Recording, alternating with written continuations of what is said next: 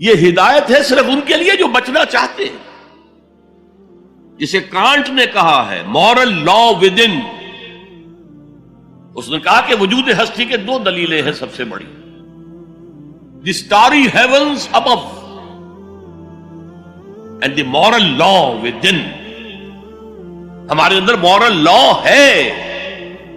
یہ اچھا ہے، یہ برا ہے، یہ خیر ہے، یہ شر ہے، یہ مورل لا ہے اندر.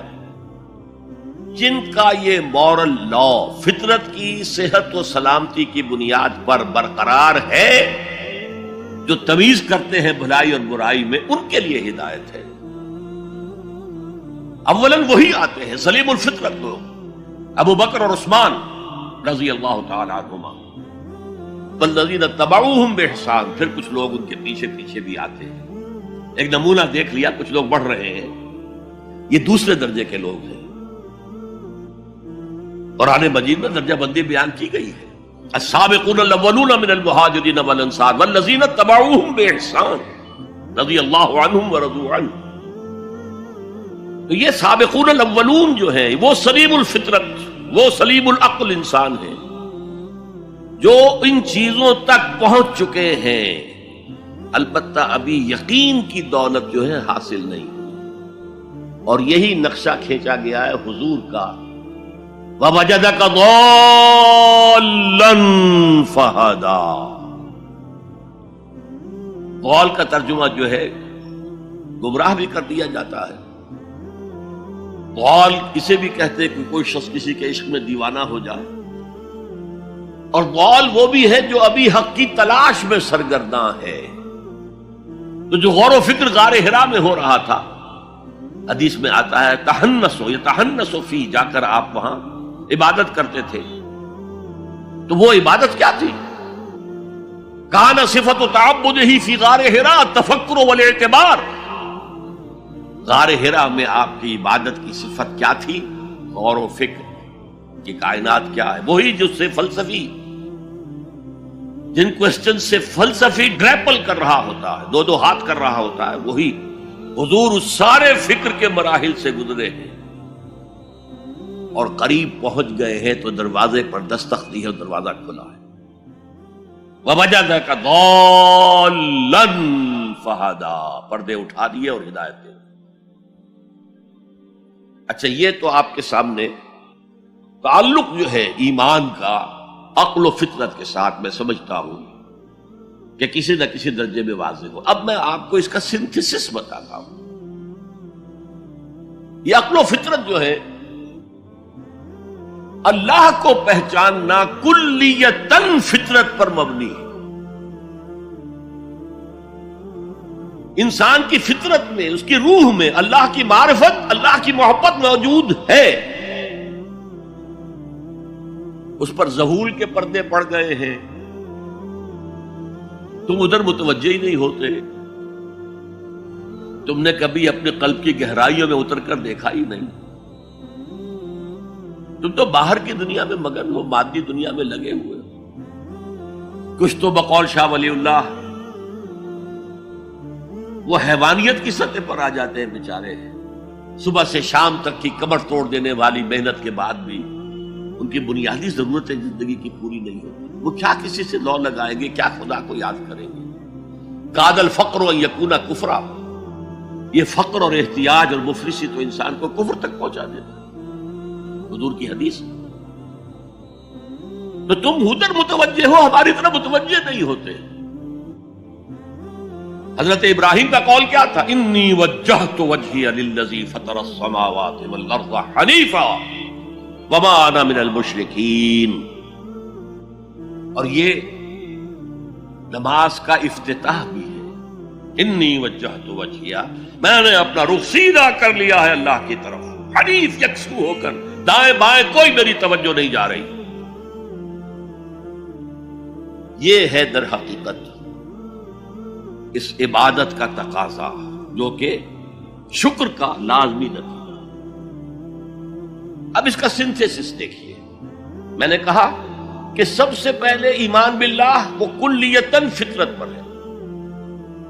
اسی لیے کانٹ نے یہ ثابت کیا، ایک کریٹیک آف پیور ریزن، اس کی کتاب جس نے ہنگامہ پیدا کر دیا تھا پورے یورپ میں. اس وقت تک کرسچینٹی ڈومیننٹ تھی اور مذہب ایک اہم عنصر تھا انسانی زندگی کا.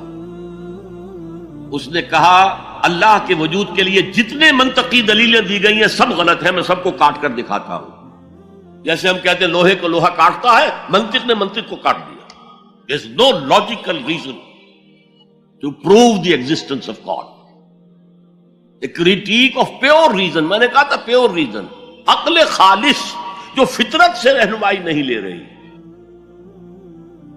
وہ فلسفہ جو ہے اس کی منزل کیا ہے؟ ایگنوسٹسزم یا اسکیپٹسزم، لادریت یا ارتیابیت. پھر اس نے ایک کتاب لکھی بعد میں، کریٹیک آف پریکٹیکل ریزن. اس نے کہا کہ عملی طور پر انسان اخلاق حسنہ اختیار کر ہی نہیں سکتا جب تک کہ خدا کو نہ مانے. یہ نیسیسٹی ہے انسان کو کہ مانے.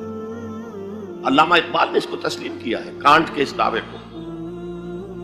وہ ان کی کتاب ہے reconstruction of religious thought in Islam, کہ کوئی منطقی دلیل خدا کے وجود کو ثابت نہیں کر سکتی. متکلمین نے کوششیں کی ہے لیکن دلیل دلیل کو کاٹ دیتی ہے، منطق منطق کا توڑ کر دیتی ہے. وہ صرف قرآن نے لفظ آیت استعمال کیا جو میں نے بیان کیا تھا. اس کائنات میں ہر شے اللہ کی نشانی ہے.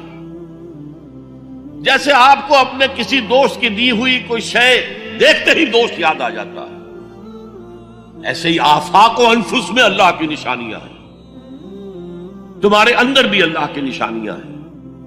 ذرا توجہ تو کرو، آفاق کو دیکھو، کھول آنکھ، فلک دیکھ، زمین دیکھ، فضا دیکھ.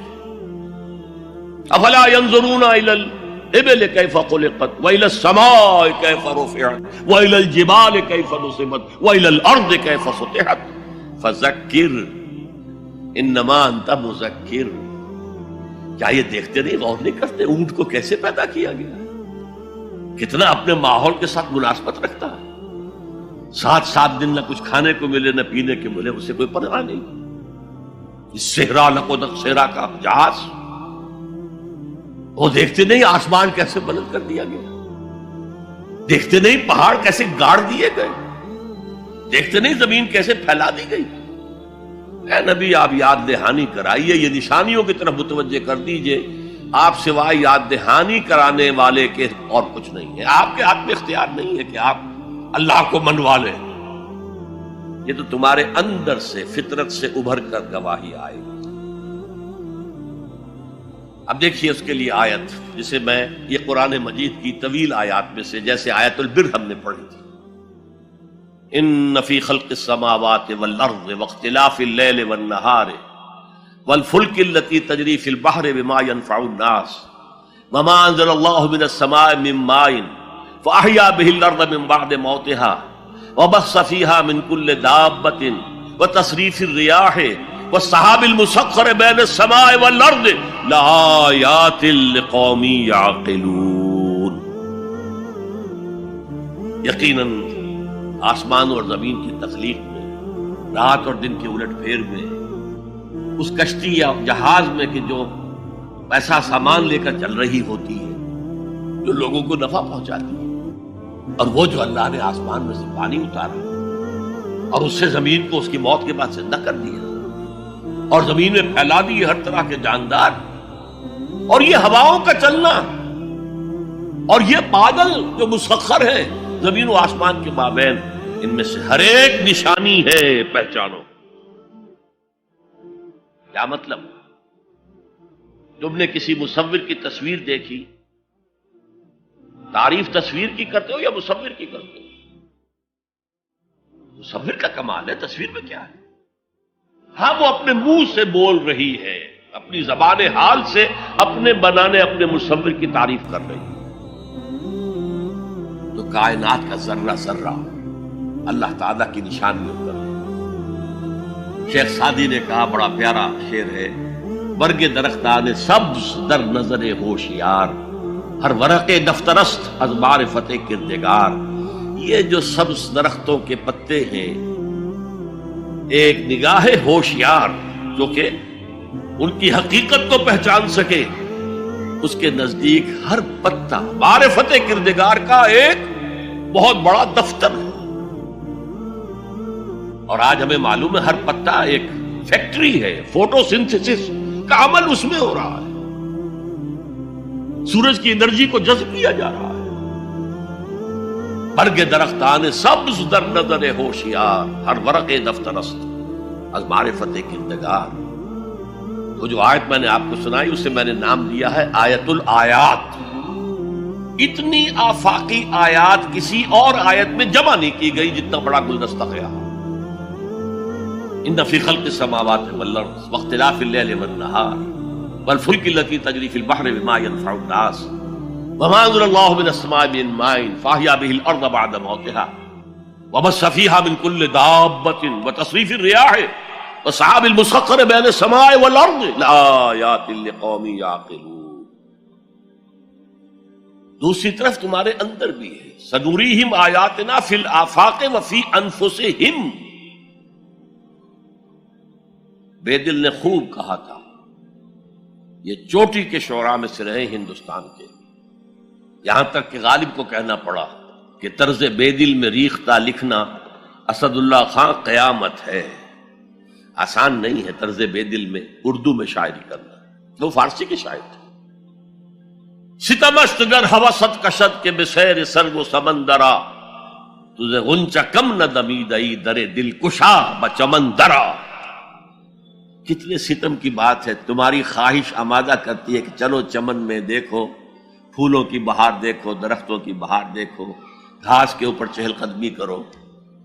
ارے تم خود ایک پھول سے زیادہ کھلے ہوئے ہو۔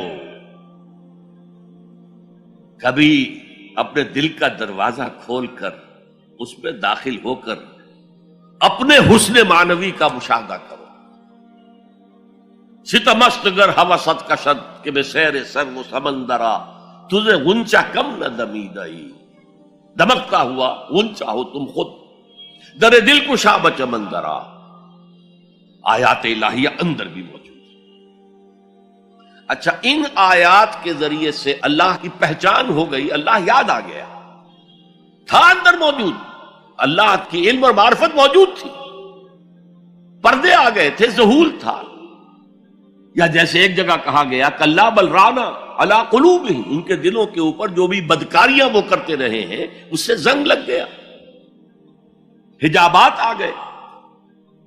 شیخ علی حجویری رحمت اللہ علیہ، جنہیں داتا گنج بخش کہا جاتا ہے، اگرچہ یہ لفظ نہیں کہنا چاہیے، انہوں نے کتاب کا نام کیا رکھا؟ کشف المحجوب۔ جو پردے میں آیا ہوا ہے، اوٹ میں آیا ہوا ہے، اسے کھولنا۔ تم اوٹ میں ہو، تمہارے اندر موجود ہے اللہ کی معرفت۔ البتہ اس کا ایک نتیجہ یہ نکلنا چاہیے اب تمہارے لیے محبوب ترین ہستی اللہ ہو جائے۔